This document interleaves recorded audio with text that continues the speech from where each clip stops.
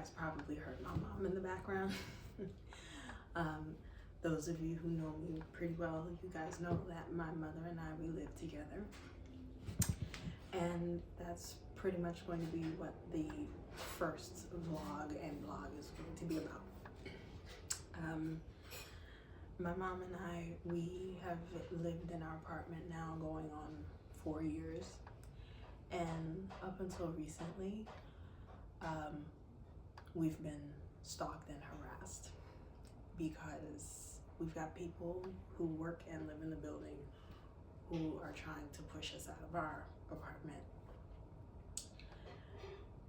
I did not think that tenant harassment and gang stalking was still a thing in New York, but it is. It's still a thing all over.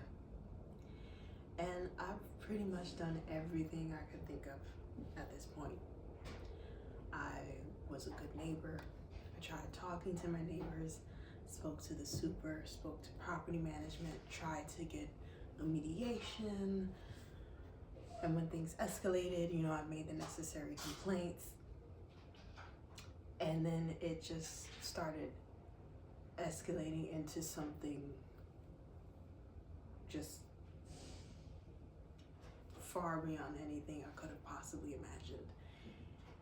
And part of that reason is because you don't think people will go to the extremes or to the lengths that they have just because they want you to move out. I've been followed to work. I've had my Wi-Fi and my cell phone hacked. I'm actually on my second new phone this year. My emails have been like just all kinds of security breaches that you can think of. I've been phished and spoofed and all kinds of nonsense.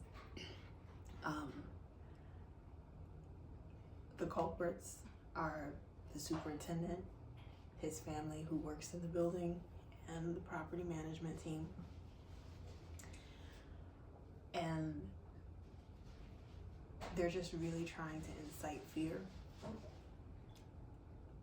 It is possible that they would try and go as far as to do physical harm because, as I mentioned before, I've been followed. And at first you think, well, maybe this is just a random New York City occurrence. You know, something crazy happening in New York all in a day, right? But gang stalking is real. And I'm not just talking about like gangs, like, you know, like Crips or Bloods or Latin Kings or anything like that. But this is New York and the Bronx, so you never know.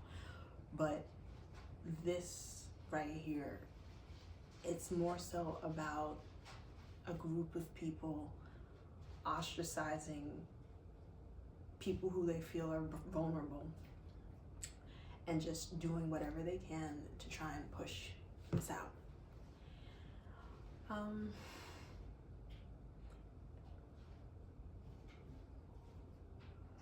No one deserves to live that way, and no one should have their privacy stripped away from them. No one should feel like they can't make a phone call and have it be private. No one should feel like they're unsafe in their own home.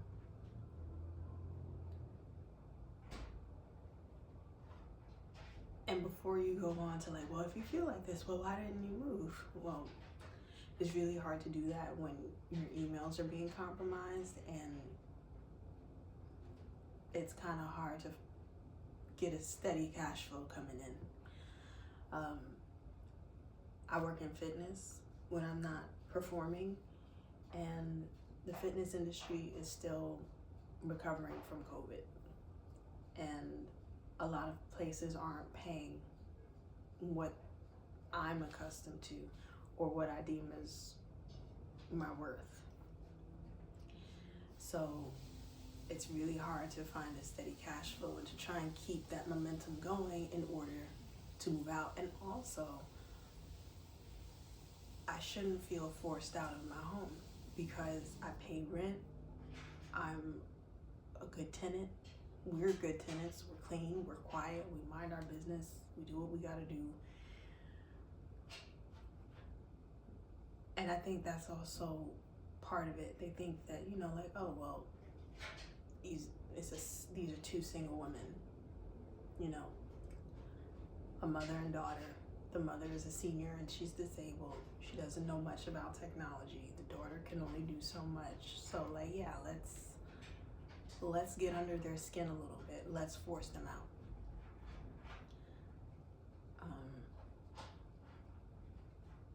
So I really feel like it's important to share this story because I know that it can help other people.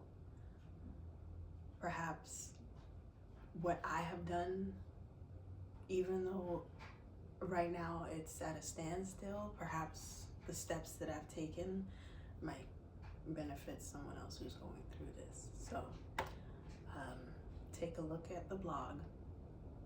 It's quite a lot, but you have a whole month to read it, and next month I'll come up with a new topic, and hopefully you enjoy it. Hopefully you find it informative, and if anyone has any ideas as to how I can go about rectifying this situation, if you have any tools or info, I am all ears. So thank you, and I'll see you in the next one.